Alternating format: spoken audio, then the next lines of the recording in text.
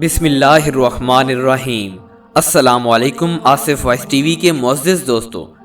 ایک دن علامہ ابن قیم ایک درخت کے نیچے بیٹھے ہوئے تھے۔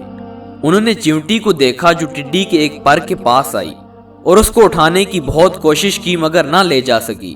وہ چیونٹی کئی مرتبہ کوشش کرنے کے بعد اپنے بل کی طرف دوڑی۔ تھوڑی ہی دیر بعد وہ چیونٹیوں کی ایک بہت بڑی فوج لے کر نمودار ہوئی اور ان تمام چیونٹیوں کو اس جگہ پر لے کر آ گئی جہاں اس چیونٹی کو ٹڈی کا پر ملا تھا۔ گویا وہ اپنی فوج کو ساتھ لے جا کر پر لے جانا چاہتی تھی۔ چیونٹیوں کے اس جگہ پہنچنے سے پہلے ابن قیم نے اس پر کو اٹھا لیا تھا تو ان سب چیونٹیوں نے اس پر کو وہاں پر تلاش کیا مگر پر نہ ملنے پر سب چیونٹیاں واپس چلی گئیں۔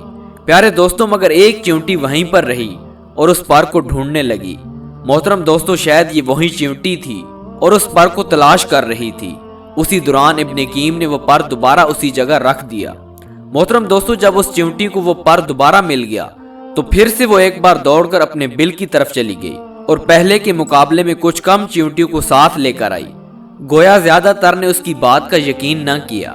محترم دوستو، اس بار پھر جب وہ چیونٹیوں کی آدھی فوج لے کر وہاں پر پہنچی تو اس سے پہلے علامہ ابن قیم نے ایک بار پھر سے پر کو اٹھا لیا۔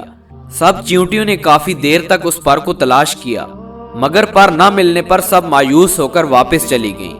مگر سب چیونٹیوں کے جانے کے بعد پھر بھی ایک چیونٹی اس پر کو ڈھونڈنے میں لگی رہی۔ ایک بار پھر مولانا ابن قیم نے وہ پر اسی جگہ دوبارہ رکھ دیا اور وہی چیونٹی دوبارہ سے اسی پر کو ڈھونڈنے میں کامیاب ہو گئی اور ایک بار پھر سے اپنے کیمپ کی طرف دوڑی۔ محترم دوستوں، مگر اس بار وہ چیونٹی اپنے ساتھ صرف 7 چیونٹیوں کو لے کر آئی۔ تب ابن قیم نے وہ پر پھر سے اٹھا لیا اور چیونٹیوں نے کافی دیر تک پر تلاش کیا۔ پر نہ ملنے پر غصے سے اسی چیونٹی پر حملہ آور ہو گئیں اور اس چیونٹی کو ٹکڑے ٹکڑے کر کے رکھ دیا۔ محترم دوستو، گویا جھوٹ بولنے پر وہ چیونٹیاں اس سے ناراض ہو گئی تھیں۔ تب ابن قیم نے وہ پر ان چیونٹیوں کے درمیان میں رکھ دیا۔ جو ہی ان چیونٹیوں کو وہ پر ملا تو ساری چیونٹیاں اس مردہ چیونٹی کے پاس جمع ہو گئیں۔ بالآخر وہ تمام چیونٹیاں افسردہ اور شرمندہ تھیں کہ انہوں نے اس چیونٹی کو بے گناہ قتل کر دیا۔ محترم دوستو، ابن قیم فرماتے ہیں کہ یہ سب دیکھنے کے بعد مجھے بہت افسوس ہوا اور میں نے جا کر یہ واقعہ اپنے استاد محترم کو سنایا۔ انہوں نے کہا کہ اللہ تجھے معاف کرے، تم نے ایسا کیوں کیا؟ دوبارہ ایسا کبھی مت کرنا۔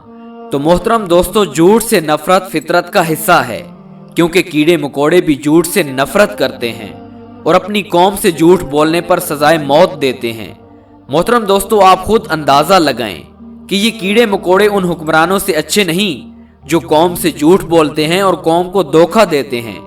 کیا ان میں اب چیونٹیوں کے برابر بھی غیرت نہیں رہی کہ وہ جھوٹے حکمرانوں کی حکومت کو مسترد کر دیں اور ان کو سزا دیں اور ان کے بدلے ایک سچے مسلمان کو اپنا حکمران بنائیں جو اللہ تعالیٰ کی طرف سے نازل کی گئی سچائی کو ان پر نافذ کرے؟